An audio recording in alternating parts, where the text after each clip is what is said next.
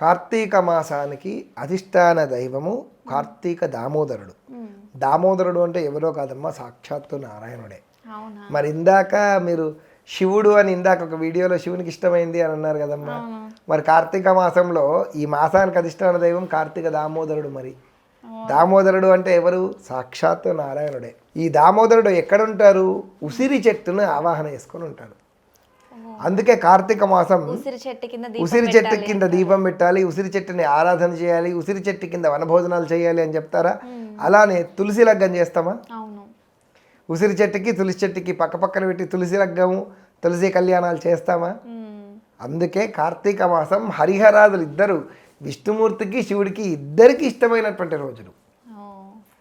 అందుకని కార్తీక మాసంలో మనం ఏది దానం చేసినా, ఏ జపం చేసినా, ఏ వనభోజనాలు చేసుకున్నా, ఏ పూజ చేసుకున్నా కార్తీక దామోదర దేవతా ప్రీత్యర్థం అని చెప్తూ ఆ నారాయణునికి ఫలితాన్ని సమర్పించాలి.